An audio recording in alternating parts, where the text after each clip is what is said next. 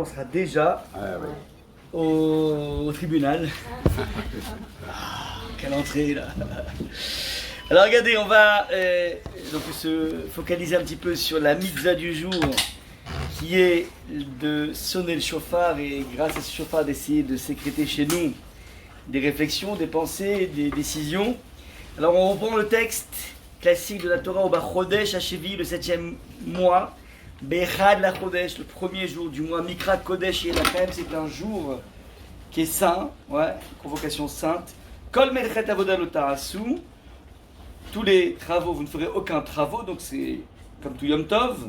Yom Teruah Yelachem, ce sera un jour de Teruah. Teruah. Évidemment, on ne sait pas ce que ça veut dire Teruah.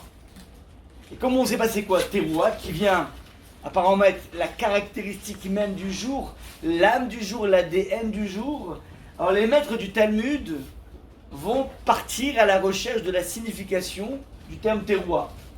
Et voilà que les maîtres vont dire à Amar Abaye dit Béa Vadaï Pligé. C'est évident qu'il y aura une divergence d'opinion là-dessus. Dirtiv Yom Teruah. Étant donné que le jour s'appelle jour de Teruah, il y aura forcément une divergence d'opinion. On va voir pourquoi. Pourquoi il faut toujours chercher des problèmes? Pourquoi toujours des discordes? C'est quoi l'idée? Alors, il dit pourquoi? Parce qu'en fait, Yom Teruah, la traduction en araméen de Teruah, c'est Yebaba. Yebaba en hébreu, ça veut dire pleurer. Yelechon Ktiv, donc le Onkelos, ce qu'il a traduit, le terme en hébreu, il a traduit en araméen, il a dit Yom Yebaba. Ce sera un jour de pleurs. Et on a vu aussi une référence à la notion de pleurs au sujet de la maman Be'imé des Sisra. Donc Sisra, c'était un grand général pourri, et voilà qu'en fait il est parti en guerre et il s'est fait zigouiller par les juifs, par les hébreux de l'époque, et la maman attendait le retour du général. Donc le texte dit Ba'ad achalon nishkefa, c'est par la fenêtre qu'elle regardait. Donc la maman elle attendait que son fils revienne. Vateya Bev, M. Sisra, elle s'est mise à pleurer, la maman de Sisra. Elle a compris qu'il tardait à venir. Donc je répète, Yom Teruah traduit par le Tirgoum, par le Onkelos en araméen. Je vous rappelle que l'araméen c'est pas juste une langue bizarroïde, genre le javanais. L'araméen c'est la façon par laquelle nous avons compris la Torah au Mont Sinaï. Vous ne pas tous l'hébreu. On a eu une traduction aperto libro ou aperto tableau. On a eu immédiatement une traduction en arabe parce qu'on comprenait l'araméen. Donc première acception du peuple juif de la Torah, c'est en araméen. Et eux, ils ont entendu Yom Teruah, ils ont traduit jour de pleurs. Définition de Rosh Hashanah, c'est un jour de pleurs. Petite parenthèse, la Gemara a besoin de préciser de quelles pleurs on parle. Un peu comme les pleurs de la maman de Sisra. Donc c'est intéressant, on prend la mère d'un terroriste comme référence aux pleurs. Ce qui veut dire que on n'est pas forcément en train d'essayer d'attraper le pleur lié à une catharsis d'un individu dans son élan spirituel. On parle ici des pleurs les plus simples qui existent, d'une maman, quelle que soit la maman. Et les mamans des terroristes sont aussi des mamans, sauf lorsqu'elles ont été lobotomisées pour être heureux que leur enfant est devenu un martyr. Donc, sauf dans ce cas-là, mais en général, toutes les mamans du monde, eh bien, elles aiment leurs enfants. Comme dirait l'autre, à part Madame Thatcher. Ça veut dire, c'est une donnée évidente du monde émotionnel. Du monde émotionnel. Bon. Voilà, c'est le premier point. Maintenant, vous allez comprendre où intervient la marloquette, la différence d'opinion. Eh bien, les maîtres vont dire, alors, c'est quoi? Marc Saval, une personne va dire, de quelle pleurs on parle? Alors, le texte du Gemara dit, Genur Genar, ce sont des hurlements, et Rachid traduit, c'est comme un homme qui est malade, et qui gémit, qui hurle, qui est derrière Acholim, comme les gens malades, chez Marichim Beginichoten, qui ont des râles épais, un râle,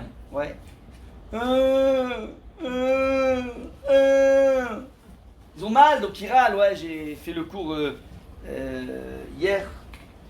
Il y avait un apprenti médecin dans la salle, un garçon qui est en deuxième ou troisième année, je sais pas, qui qui était dans des stages m'a dit de dermato, et il a vu des choses atroces. Donc tellement qu'en fait il est rentré dans la salle, il était et la tête s'est excusée, j'ai oublié de te prévenir, il y a des choses atroces. Donc ces personnes-là, il m'a dit oui, je sais c'est quoi le râle des... Il comprenait les rachis en 2 mots, ouais. C'est pas mal, il a fait P1, il a fait 2 ans, ouais. Donc, grâce à ça, il arrive à comprendre rachis. Bon, vous avez compris, ouais. Ouais, alors donc ça c'est le râle. Ou bien, c'est quoi la divergence? Il dit non, Yeloulé Yelil. C'est quoi Yeloulé en bleu? Qui Adam a boré ou mekonem kolot ktsarim. Sumuchim zelazé. C'est comme un individu qui gémit, mais qui gémit avec des sons qui sont rapprochés, donc c'est les sanglots. Donc on fait attention, la première référence, c'est un malade qui est en train de morfler, et qui a mal, donc il a des sons allongés. Et t'as ensuite la dimension du sanglot. Ouais. Le sanglot, c'est quelque chose qui est plus peut-être subi. D'un coup, l'individu a appris quelque chose, il a perdu quelque chose, donc en fait il est en mode sanglot. Les sanglots, on ne sanglote pas éternellement. Il y a une phase de sanglot, lorsqu'il fait très mal, c'est dur. Puis de coup, boum, après, on peut déboucher sur des râles, parce que c'est une douleur continue. Donc il y a du saccadé et du continu. C'est ce que dit le texte. Maintenant, je vais juste vous faire remarquer qu'en fait, on va essayer de définir c'est quoi Rosh Hashanah. Maintenant, il y a la divergence, puisque c'est très simple. Parce que puisque apparemment, Yom, le jour de Rosh Hashanah, ce qui va alors être important, c'est les larmes. Donc on est dans le registre émotionnel, et vous comprenez bien que dans le registre émotionnel, c'est extrêmement dur de définir les choses. Si on nous donnait la mitzvah de manger de la matzah, eh bien c'est très simple. C'est quoi Achila? Ouais, Achila c'est manger. Manger un minimum. Qu'est-ce que c'est pas un minimum? Kazaït, 29 grammes, 28 grammes. Donc ça c'est facile d'avoir des données physiques, objectives, quantifiables, mesurables. Mais là on te dit, tu sais quoi, le jour de Rosh Hashanah, c'est un jour de pleurs. Ah ok, monsieur le rabbin, question. Ouais. Il faut verser combien de larmes? Il faut un réveil de larmes. Ouais, il faut 8,6 cm3 de larmes. Il faut... C'est quoi l'idée? Comment tu quantifies la chose? Alors, c'est compliqué. Mon émotionnel, il est dur à cerner. Et donc, il dit, tu sais quoi, il y a 2 types de peines dans la vie, en tout cas 2 types de douleurs, qui amènent à un individu des larmes. On a déjà vu donc la maman qui est dans l'angoisse du non-retour de son fils. Ça, c'est la première larme, enfin la première chose dont on parle. Et après, tu as 2 formes de larmes. Tu as les sanglots, puis tu as les larmes plus profondes. Voilà un petit peu ce que veut dire le texte. Maintenant, dernier point, pour définir la mitzvah, on a un verset dans la Torah qui dit « Ve'avartem shofar teruah ». Vous ferez passer un shofar teruah, le retentissement d'un shofar, Bachodesh Shvi, le 7e mois. Et Yom Kippourim, Ta'aviru shofar bechol atzimechem, vous ferez passer dans toutes vos villes, le shofar. Cette double expression de faire passer, nous donne un renseignement sur le shofar qu'on va sonner. Ça veut dire en fait que ce shofar, il doit s'immiscer. C'est que les sonneries dont on parle doivent être immiscées quelque part. Et de là, on apprend, et c'est comme ça qu'on arrive, si vous voulez, à ce que vous connaissez depuis toujours. Les sons qu'on entend dans le shofar, c'est tout, tout, tout. Ensuite, tout, tout, tout, tout, tout, tout. Et ça, c'est sur les expressions qui sont liées aux sanglots et aux hurlements. Vous avez compris ça?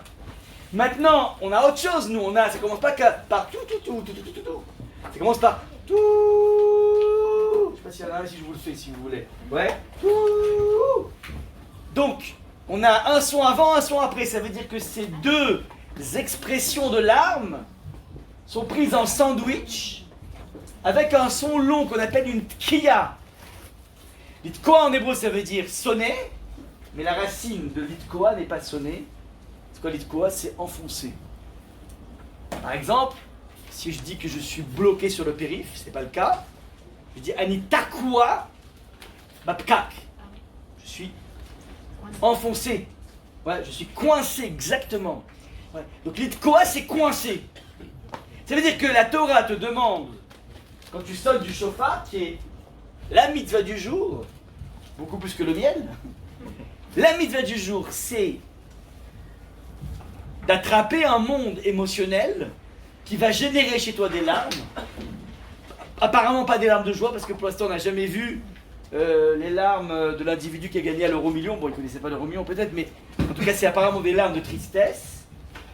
En tout cas, des choses dures à avaler quelque part, mais elles doivent être encadrées par une sonnerie qui est un son long, qui quelque part est là pour fixer les choses. Et là, on a une idée fabuleuse qui se dégage d'ici, j'ai appris de mon maître. L'idée est la suivante. Le monde émotionnel est fondamental. Vous savez pertinemment que si on n'est pas mu par une émotion, la pratique des mitzvot devient rapidement gavante. Ouais, c'est gavant. Tous les hommes, par exemple, on a des téfilines à mettre tous les matins. C'est des boîtes noires. Il n'y a rien de fashion là-dedans. On ne peut pas les faire en rose, en vert, en... des téfilines Lacoste, ouais. Ou Jordan. Impossible. Allah Moshe Missinaï, il ressemble à ceux de Moshe Rabbeinu, ouais. Donc on est dans un univers qui est toujours répétitif. Sans couleur, sans odeur, sans rien. Ouais. En black and white. Un monde en noir et blanc. C'est pas appétissant, mais si tu donnes du sens à ce que tu fais, alors d'un coup, waouh. Cette boîte des téfilines, c'est plus une boîte noire. C'est une boîte merveilleuse. Ouais. C'est ce qui se passe ici. Donc, je dis que si tu n'investis pas un monde du sens qui sécrète de l'émotion, ta'am, le ta'am c'est le goût, et le ta'am c'est le sens, donc le sens, ta'am, le sens, donne du goût, et quelque part, tu te condamnes rapidement à un judaïsme asséché. Ouais. Alors, donc le monde émotionnel est important, et donc on va créer une plateforme d'émotion le jour de Rosh Hashanah, toute la journée de Rosh Hashanah. Ouais, à tel point que finalement, quand tu vas avoir un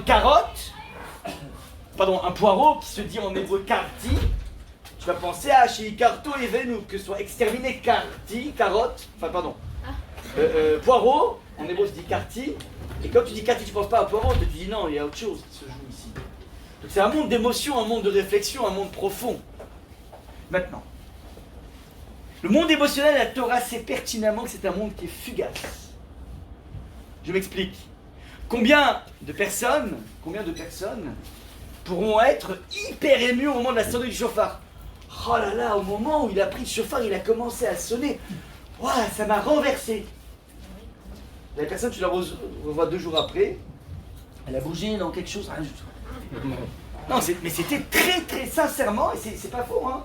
C'est pas du tménique, c'était sincèrement incroyable, ouais. Tu peux mettre une pause là? Je sais pas que ce soit enregistré. J'ai oublié de censurer de temps en temps. C'est comme la semaine dernière, adulte only, ouais, donc là j'ai... C'est par rapport au code de la semaine dernière, ouais. Alors vous avez compris, donc la Torah a besoin, si tu veux, de créer un cadre pour ne pas que cette émotion soit juste une émotion. Ah, c'était fantastique. Ah, quelle voix avait le Chazan. Ah là là. Et finalement, c'est un peu comme tu sors d'un film ensuite. Ah, ok, c'était beau, j'ai eu beaucoup d'émotions, et puis ciao. Ça ne laisse aucune trace de sur toi. La même idée se retrouve, et c'est important de l'entendre, lorsque Abraham Avinu était prêt à faire l'acte des actes. 10e épreuve, prendre son fils et sacrifier pour Hachem. C'est fou, c'est incroyable. Hachem il avait promis que c'est par lui qu'il y aurait la descendance. Il est en train de tout massacrer. Ouais, il est en train de tout saccager, de tout. C'est catastrophique ce qui se passe. Il le fait quand même, il est dans le sommet de la spiritualité. Et Baruch Hashem, happy end. Vous regardez comme ça sans... Ouais, qu'est-ce qu'il raconte, on connaît la fin, tranquille, ouais. Mais mettez-vous à la place de Abraham. Ouais, c'est un truc incroyable qui se passe. Alors Baruch Hashem, dernier moment, l'ange dit non, non, tu touches pas. Tu touches pas. Et là, normalement, on aurait dû avoir The End. Abraham, Pâques. Je sais que tu es le plus grand, le plus fort. Ouais. Et juste après, Abraham prend un bélier et va le sacrifier Tachat Beno à la place de son fils. Ouais. Il le prend. Maintenant, c'est intéressant, Hachem ne lui a pas demandé de le faire. Il a vu comme ça, il y a un bélier qui passe. Comme on dit en français, c'est l'occasion qui fait le larron. Alors là, c'est l'occasion qui fait le bélier, ouais. Ah mais tiens, il est là, ouais. Alors, il était là depuis la création du monde, petite parenthèse. Mais il le voit, il dit ok, très bien, Pâques, je tranche la gorge, le sang, hop, Tachat Beno, je l'ai mis à la place de Yitzhak. D'abord, on t'a rien demandé. Deuxième chose, de qui tu te moques? On t'a rien demandé, on ne fait rien. Si tu fais, c'est quoi, à la place de Yitzhak, mais tu vas comparer.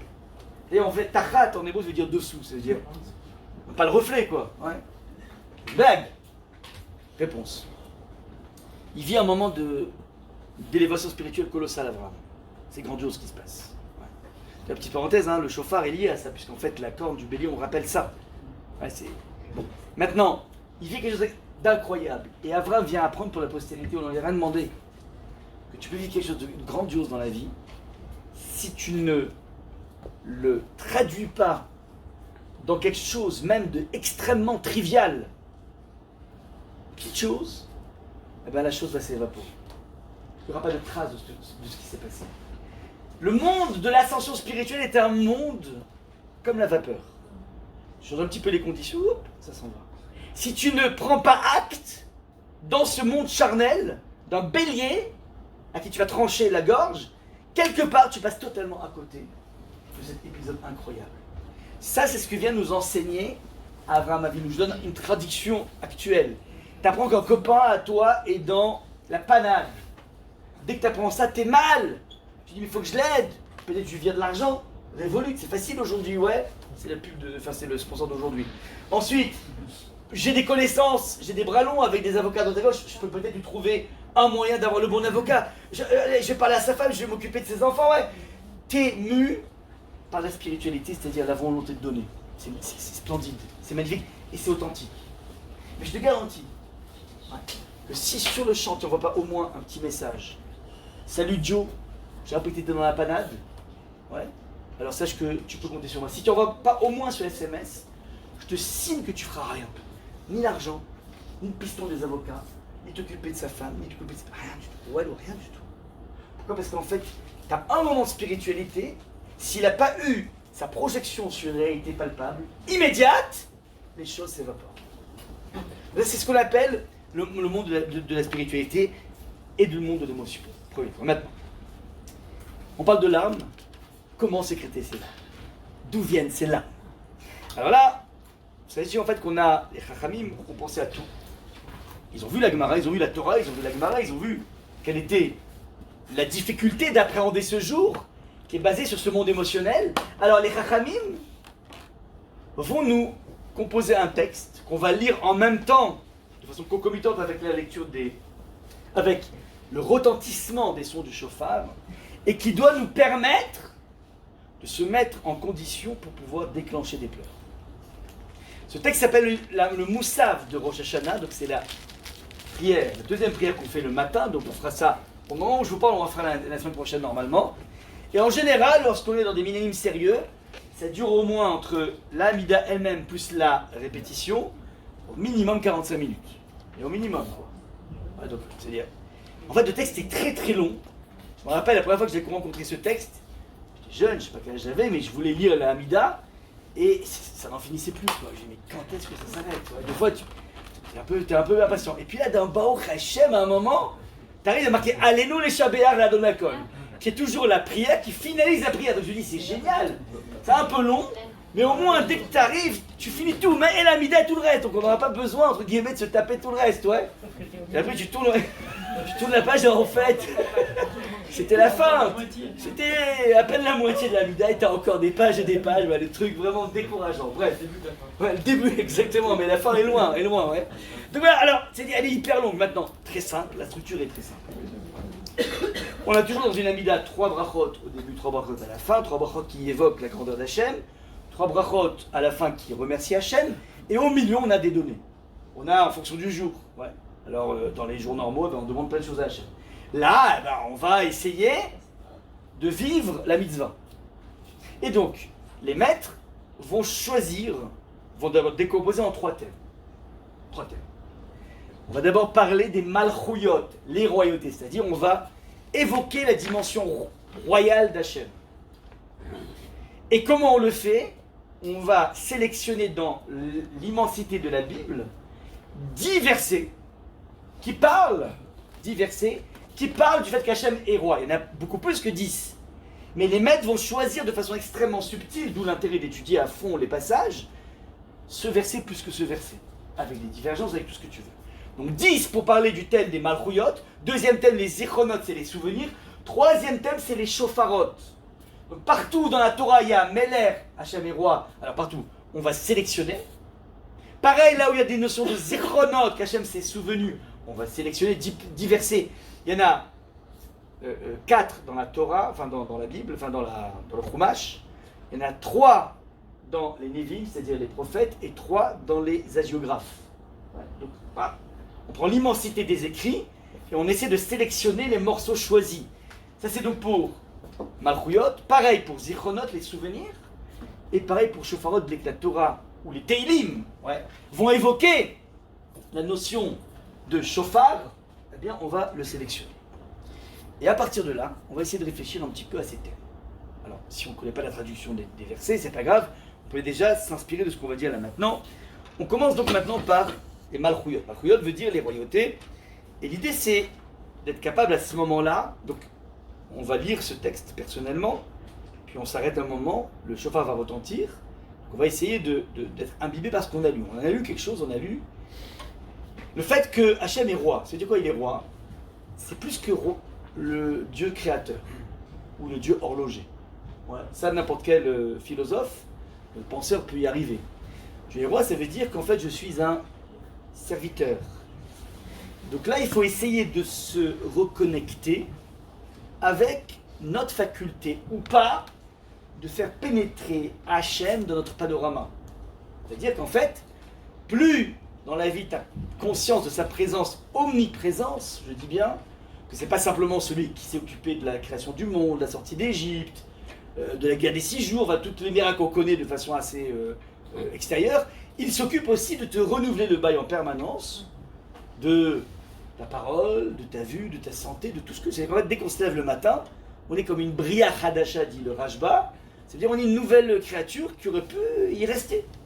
C'est-à-dire la personne aurait pu y rester. Et bah au Hachem, il peut encore marcher, il peut palper, et donc on fait plein de brachot pour dire merci à Hachem. Maintenant, si tu l'as fait sincèrement, tu dois vivre avec une émotion en disant waouh. Comme la personne qui sort de 30 jours de coma après le Covid et qui arrive à remarcher, ouais. Et on dit waouh, c'est incroyable. Chaque jour, on devrait vivre ça, ce moment. Ça veut dire, Hachem a décidé à ce moment-là de renouveler ton bail. Je parle là maintenant, c'est qu'Hachem me permet, jusqu'à maintenant, ouais, de pouvoir utiliser mes zygomatiques, tout ça. Donc, et c'est un renouvelant permanent. Maintenant, plus tu y penses, plus ça veut dire qu'Hachem est présent en toi. Moins tu y penses, plus tu es du genre à se dire, bon, Hachem, je gère le dossier Hachem, je check en allant à la choule. Ouais. J'aurais pu aller au sauna, je suis allé à la Sina, c'est quand même pas mal, ouais. Ah oui. Donc là-bas, bon, je vais tchatcher un peu, mais c'est pas grave, mais moi je suis allé à la Sina, ouais.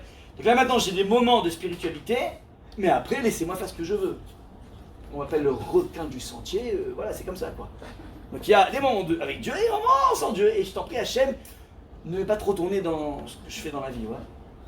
Ça, si tu veux, c'est un individu, je juge personne, qui a décidé de mettre Hachem quand ça l'arrange, on va dire. Ou quand il décide de. Ouais. Donc l'idée c'est Hachem Meler, ça veut dire mon ami, il y a un qui lui échappe. Il n'y a pas vraiment un jardin secret, c'est une illusion de secret. Mais il n'y a rien qui n'est pas dans la connaissance parfaite. Il n'y a que ChatGPT, il y a Kadosh Baruch. Et donc, ouais, on essaie de se reconnecter avec ça. Et c'est là en fait que peuvent arriver petit à petit les pleurs. Je veux dire, en fin de compte, ce qui me bloque dans la vie, ça je le sais, théoriquement je le sais, ce que je viens de vous raconter, c'est un discours que tout le monde connaît. Ouais. La question c'est qu'en fait j'ai du mal à assumer. Et pourquoi j'ai du mal à assumer? Parce que j'ai toujours un combat à l'intérieur de moi, entre mon monde charnel et le monde de ma conscience. Et j'ai très souvent l'impression qu'en fait je suis engoncé dans mes modes de fonctionnement, mes modes de pensée, qui fait qu'en fait, j'arrive pas à bouger. On a donné l'exemple la semaine dernière de Elisa Ben Dourdaya. Ouais. Ne pas croire qu'en fait que, lorsque la Gemara parle de cette personne qui avait un gros problème au niveau du monde, de la pulsion sexuelle, qui fait qu'en fait il n'avait pas laissé, dit la Gemara, une seule prostituée dans le monde. Donc quand tu parles à un bonhomme, ça a l'air complètement un fou, quoi. Donc en fait, mais la Torah veut te montrer comment un individu peut devenir engoncé dans un type d'avéra, un type de problème, ouais. Mais tu peux être engoncé, sans être une personne dépravée, dans par exemple le problème de jalousie. Jalousie. Il y a un bug là, je comprends pas. Mêmes études, même chose. Lui il cartonne, moi je cartonne pas. Il roule en Tesla, moi je roule en Simca. Les gens de ma génération, ouais. Cherchez sur Google, débrouillez-vous, ouais. C'est-à-dire, tu dis, il y a un bug là-dessus. Ma jalousie fait qu'en fait, j'en veux à Hachem. Tu t'es trompé quelque part, Hachem. Et donc, j'arrive pas à lui parler. Donc, en fait, certaines personnes ne sont pas forcément engoncées dans la dépravation. Certains sont engoncés juste dans leur mode de réflexion. Ils n'ont pas compris en fait que Kadosh Baruch Hu distribue comme il distribue, point barre. De façon inégale, évidemment inégale. Mais avec ce que tu as eu, ton lot, tu peux perforer dans la vie. Tu as le droit d'être heureux, il n'y a aucun souci. Alors, tout le monde n'a pas le même lot, c'est vrai. Mais tu peux développer une résilience par rapport à tout ce qui peut se passer. Ça veut dire que on est tous un petit peu des Eliezer Ben Dourdaya dans un autre registre. Mais on est tous dans un domaine dans lequel tu dis mais j'arrive pas, je peux pas avancer, j'arrive pas à parler avec Hachem, ouais. Et donc on a tous aussi envie de dire à Hachem, on s'adresse aux montagnes, ouais. Il a parlé aux montagnes, il dit mais les montagnes intercédaient pour moi, les montagnes me répondent non, j'intercède pas. Et on a dit c'est pas, Rabbi Nathan Béchit il dit c'est pas des montagnes, c'est Horim. C'est pas Harim, c'est Horim, c'est-à-dire, mais c'est la faute à mes parents. Si j'arrive pas réussi comme ça, c'est eux, ils m'ont pris la tête, ils m'ont ci, ils m'ont là, ils m'ont bloqué, ils m'ont empêché d'eux, ils m'ont truc. Non mon ami, t'es seul dans la vie, ça suffit, les vados, t'es seul. T'es Bnei Maron, t'arrives devant Hachem tout seul. Donc là aussi, t'es engoncé dans quelque chose. Et donc, réalise à quel point tu t'engonces tout seul. Et là, tu peux verser des larmes, de se dire finalement, j'arrive pas à me réaliser. Mais c'est pas la faute aux éléments extérieurs, c'est pas la faute ni à mes parents, ni on a dit à Shamaïm, c'est pas la faute à Dieu, ni à Kochavim, il intercède auprès des trois, ni les étoiles, c'est pas une question de mazal, c'est que j'ai décidé de faire comme Elisabeth Dourdaya, de me mettre dans un système dans lequel j'arrive pas à échapper. Alors maintenant, t'arrives pas à échapper, c'est pas grave. T'arrives pas à parler à Hachem, c'est pas grave, tu sais quoi? On t'a donné un jour dans lequel tu peux éviter de prier. Tu peux faire ce qu'on appelle un cri. Tu peux crier. C'est quoi le cri? Alors Pénico s'explique que le cri, c'est quoi le cri? Le cri, c'est lorsque tu es devant un danger immédiat et que là, il y a urgence de s'exprimer, mais tu ne trouves pas les mots. C'est quoi le cri? C'est un petit peu, mais ça c'est préparé en général. Dans le monde des armations, il y a ce qu'on appelle un cri qui s'appelle le kiaï, pour essayer de neutraliser l'adversaire. C'est qu'on est comme ça, gentil, puis d'un coup le bonhomme fait jaillir un cri colossal qui saisit l'individu en face. C'est une arme, si vous voulez, le cri, ouais. Donc le bibip des... Le bibip c'est pareil, c'est même le type de cri, ouais. Le SMS du bibip. Mais ça veut dire, c'est quoi l'idée? C'est qu'en fait, tu peux être dans un état où tu sens qu'en fait tu n'arrives pas à avancer. J'arrive pas à faire, tu vois. J'arrive pas à évoluer. Ok, t'arrives pas à parler avec Hachem, pas de souci. Tu sais qu'est-ce qui te reste? Une arme incroyable. Le chauffard, c'est un cri. On va voir c'est quoi le son du chauffard. C'est un cri dans lequel tu vas hurler à Hachem. Tu hurles. Et un hurlement n'est jamais avec des syllabes, avec des consonnes, avec une syntaxe. Mais c'est l'expression de ce qu'il y a de plus vrai à l'intérieur de toi. Parce que dès que tu passes par la sophistication du langage, quelque part tu trafiques un petit peu. Tu travestis un petit peu. On a tous un discours, on raconte tous quelque chose. Le cri permet de faire échapper exactement ce qui est vrai de ton âme. Ça, c'est ce que va t'aider le chauffard. En fait, et à l'intérieur de toi, tu peux dire, voilà, je suis engoncé, je suis comme Elisabeth Dourdaya, eh bien, c'est pas grave, je crie. Et ce cri, c'est Hachem sauve-moi. Faites bien attention. Les sonneries du chauffard vont être précédées par la lecture d'un Mizmor, qui est le Mizmor numéro 47 dans Tehillim. Mizmor, qui a été composé par les enfants de Korah. Korah est celui qui a créé la dissension avec Moshe. Et la Torah dit qu'il a été enseveli dans la terre, dans cette faille de Sant'Andrea, je ne sais pas si il est là-bas ou pas, mais en tout cas il était enseveli avec toute sa famille et tous ses acolytes. Et pourtant, bizarre, le texte nous raconte qu'ils ont composé un chant, un cantique, qu'on va lire 7 fois avant de lire le chauffard. Ça veut dire, c'est incroyable. Au moment le plus important de l'année, on n'a pas trouvé mieux que de trouver un cantique composé par le fils d'un rachat, Korach, et dont la tradition dit qu'ils ont été aussi ensevelis, mais le Maharal explique qu'ils ont été aussi ensevelis comme le père, donc dans le centre de la terre, mais eux ils ont une place VIP au Gehinnom. Ils étaient juste avant la terre, ça veut dire que le père était tout en fond et eux ils étaient en mode VIP. Et c'est même eux qui avaient poussé leur père en disant papa écoute c'est pas normal, regarde il y a de la protection, pourquoi c'est toujours Moshe, pourquoi pas toi? Ils avaient monté le bourrichon à leur père, le père a lancé son truc, ils étaient un petit peu derrière leur père aussi. Et eux ils vont construire un Mizmor qui aura le privilège d'être lu une fois par an au moment le plus incroyable de l'année. On va lire aussi à Kippour d'ailleurs, ouais. Pourquoi ce privilège? Le privilège il est extraordinaire. Il est parce qu'en fait, les enfants de Korach ont réalisé qu'ils se trompaient. Et ils étaient dans une perspective où ils se disaient, mais je peux pas être déloyal à papa. Mais je réalise que j'ai tort. Et donc je suis dans une sorte d'impasse. D'un côté j'ai tort, de l'autre, je peux pas ne pas être fidèle à papa. Et bien cet état de blocage oblige un individu à ne plus parler, à crier. On apprend des enfants de Korah qu'ils ont su crier. Au moment où nous on s'apprête aussi à crier. Et donc c'est l'archétype même des enfants de Korah qui vont être réhabilités maintenant par cette écriture. Lorsque dans la vie tu penses que tout est foutu, que tu ne pourras plus parler avec Hachem parce que tu es trop engoncé dans tes bêtises, eh bien en fait il reste toujours encore une arme qui s'appelle le cri.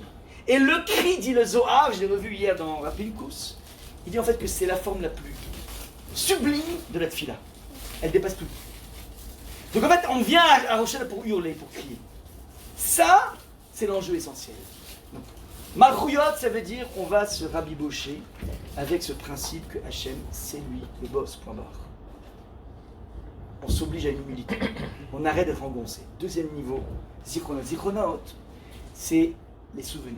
On vient évoquer la grandeur des souvenirs de notre histoire incroyable. Évidemment, si tu parles de la gloire de ton histoire, évidemment, encore faut-il te revendiquer de cette histoire. C'est-à-dire vouloir être non pas comme Avraham Avinu, mais prendre Avraham Avinu comme une source d'inspiration, ça c'est une évidence. Et donc on va dire Hachem, c'est vrai, ok, on n'est pas des tops, mais quelque part on est les fils de top, et les arrière-petits-fils de top. Et au nom de ce qu'ils ont fait, gracie-nous. Et là il y a un truc assez intéressant qui est marqué, c'est que le personnage qu'on va choisir, le personnage fétiche qu'on va utiliser quelque part, pour dire à Hachem, regarde, tu t'es rappelé de Avraham, on aurait pu dire Avraham, Isaac et Yaakov, on dit non. La personne qui va être une source d'inspiration pour nous, c'est Noach. Nous dit le texte, dans le texte de la Mida, vous verrez, car le souvenir de toute créature monte devant toi, et tu scrutes les actes de chacun. Donc Hachem, le jour du Yom Hadin, il nous fait passer un scanner de malade. Faites attention. Le souvenir, donc il se rappelle de chaque créature, monte devant toi, et il scrute les actes de chacun. C'est quoi scruter les actes? Ça veut dire, dans ce qu'on fait de bien, Hachem il regarde, bien, ok, magnifique. Mais quelle est la part sociale, quelle est la part personnelle? Ouais. Et comme dans ce que tu fais de mal, il scrute aussi, c'est sympa. Parce que des fois on fait des bêtises, mais c'est aussi par ambiance. Donc il va scruter, est-ce que c'est par ambiance? Ou bien c'est parce que le bonhomme, vraiment exprès quoi. Il a des comptes à rendre avec Hachem, donc il fait exprès, je veux pas faire ça. Et là c'est pas le même tarif. Donc il scrute tout, donc vous imaginez un petit peu le scanner qu'on passe, c'est complexe. Mais regardez ce que continue le texte. Et même Noach, tu t'en es souvenu avec amour et tu l'as compté dans le sauvetage avec grâce, comme il est écrit, Hachem se rappela de Noach. Et là on dit, tu te rappelles de Noach. On peut très bien dire, tu t'es rappelé de Avraham, de Yaakov. Chacun a des phases complexes dans sa vie et a été réhabilité par Hachem. Donc pourquoi Noach? Ça c'est la question qu'on pose. D'autant plus complexe que Noach, d'après les maîtres du Talmud, est l'objet d'une divergence d'opinion pour savoir si Noach était un tzaddik total ou un tzaddik relatif. Marqué Rav et Shmuel. Alors, c'est quoi? Tzaddik total, ça veut dire qu'il était dans une génération très dépravée. Et bien qu'il soit dans une génération tellement dépravée, ouais, eh ben, il a réussi à rester lui-même. Tu l'aurais mis à une époque où il y a des gens mieux, comme Abraham, ça aurait été un top. Et d'autres vont dire non, Tzadik Ayabet Dorotav, il était Tzadik dans sa génération. Vous avez entendu, il aurait été dans une autre génération, celle d'Abraham par exemple, Loyan Nershav le Kloum. Il aurait été considéré comme rien du tout. En d'autres termes, d'après certains, Noar, c'est dans le royaume des aveugles, les bandes sont rois. Ouais. Ça, c'est le regard que porte Chazal sur Noar, certains Chazal. Maintenant. Pourquoi choisir comme modèle, comme source de protection, on appelle ça de piston, un personnage qui est polémiqué? C'est la question qu'on pose ici. Un personnage qui est polémiqué. Il est polémiqué. On prend quelque chose d'absolu.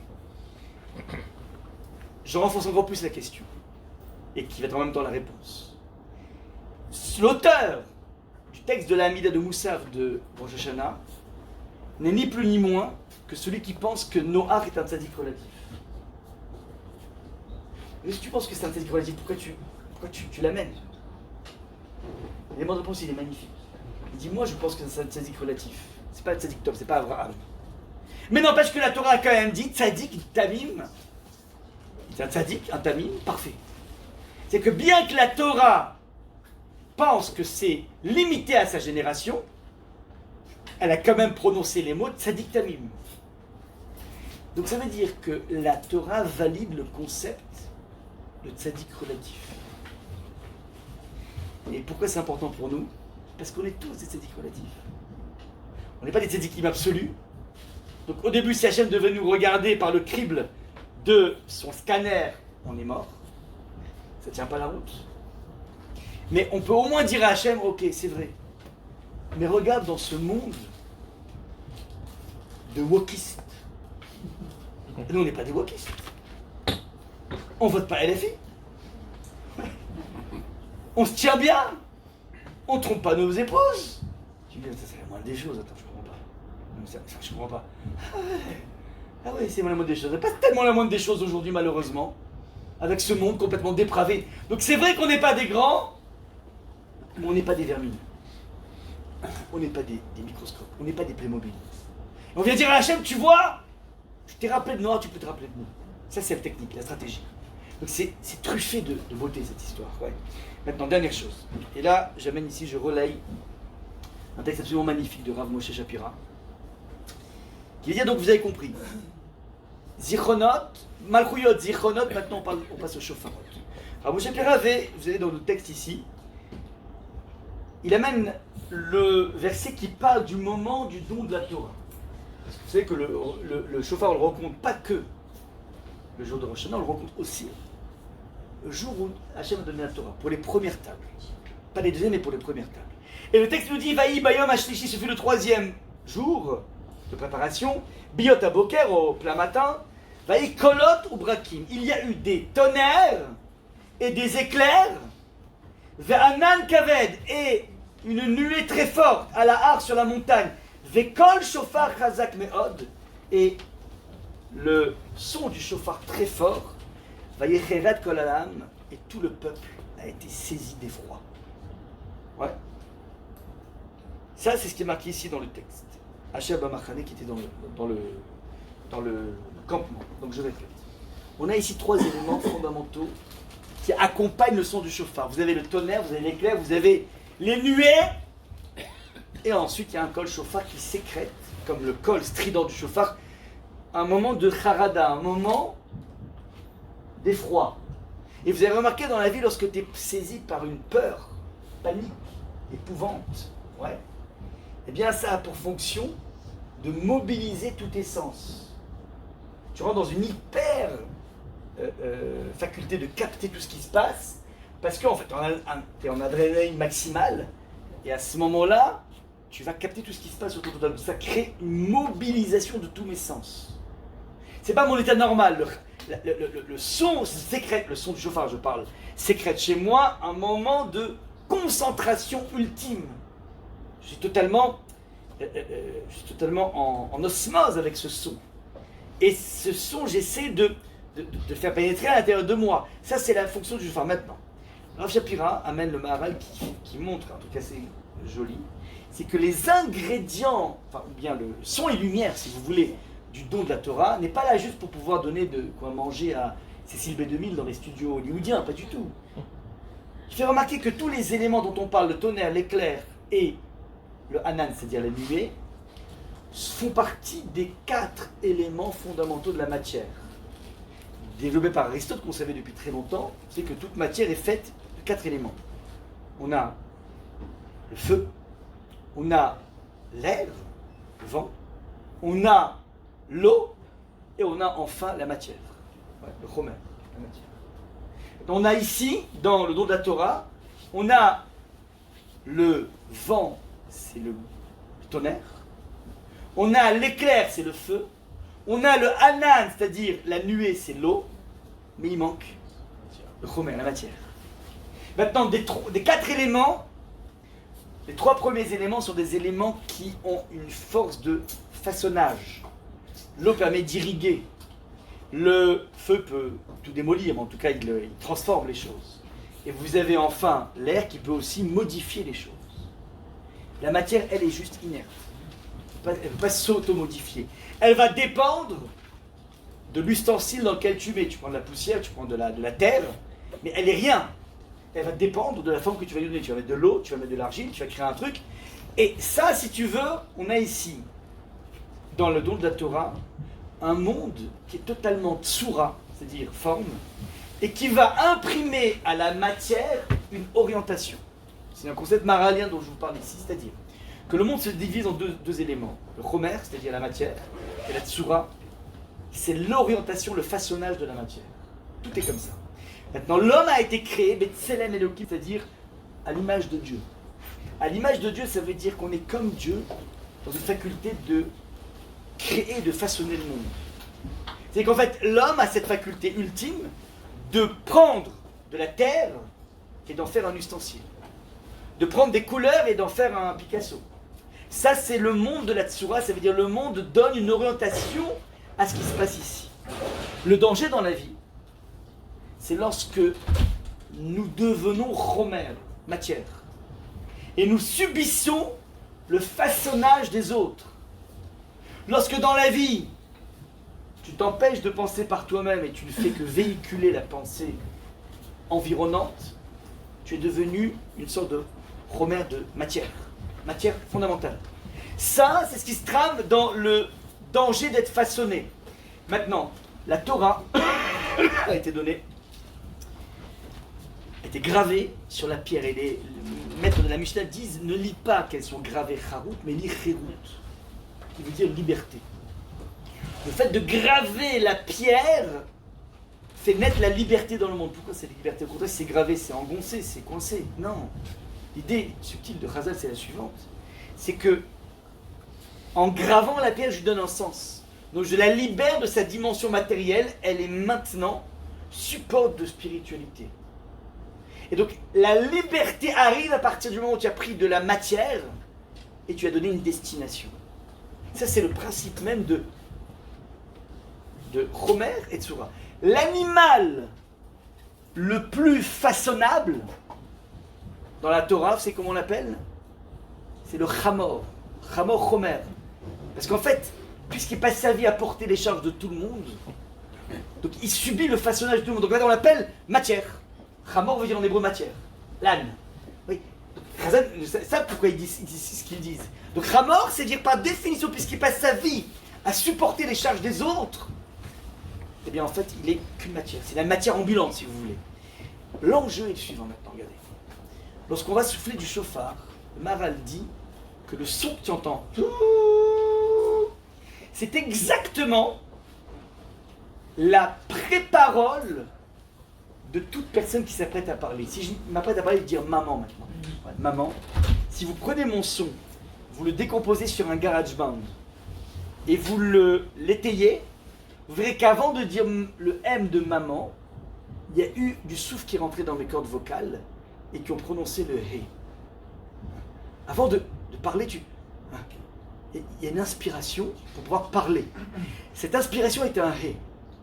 Et ce He, c'est la pré-parole. Eh bien, le son du chauffard fait exactement ce He en question. Maintenant, lorsque je m'apprête à écrire dans la vie, je suis obligé de prendre un stylo, un crayon, et poser le crayon sur la feuille. Au moment où je pose le crayon sur la feuille, qu'est-ce qui se passe?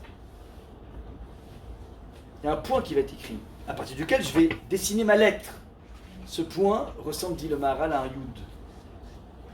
Avant de parler, on émet un He. Avant d'écrire, on émet un Yud. Qui bekash, Yud Ke, c'est le nom de Dieu. C'est-à-dire qu'au moment où tu t'apprêtes à t'exprimer par l'écrit ou par la parole, tu es en train finalement d'être un presque Dieu.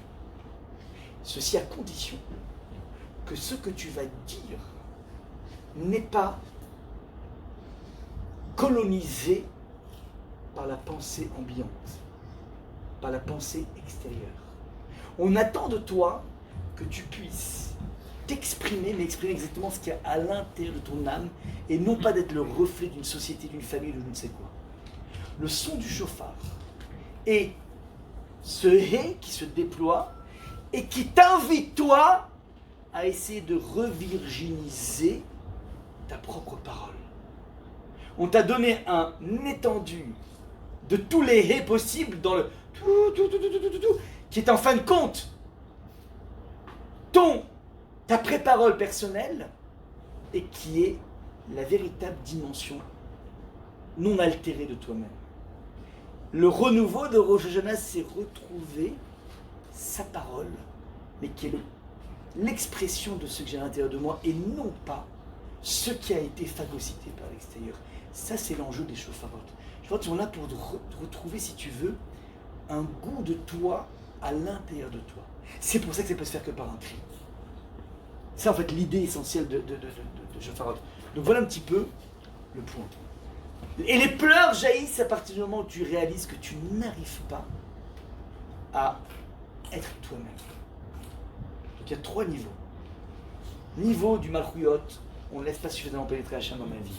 Niveau Zichronot, Hachem, je t'en prie, c'est vrai qu'on n'est pas au top de la réalisation et ça me fait mal, mais je t'en prie, sois gentil. Ouais. On est un peu comme Noir. Dernier niveau, Hachem, j'ai besoin de renouveau, j'ai besoin de retrouver le chemin qui me mène à moi-même, sans aucune aliénation extérieure. Ça, c'est le 3e volet de Shofarot. Je m'arrête là, il est temps qu'on puisse tous être inscrits dans un livre de la vie, une vie dense, une vie forte, une vie qui est la nôtre, et non pas le reflet de la vie des autres. Et je vous souhaite, je vous dis merci. Merci. Et Shana Tova Bezrat Hashem. Shana Tova. Rendez-vous next year, l'année prochaine, pour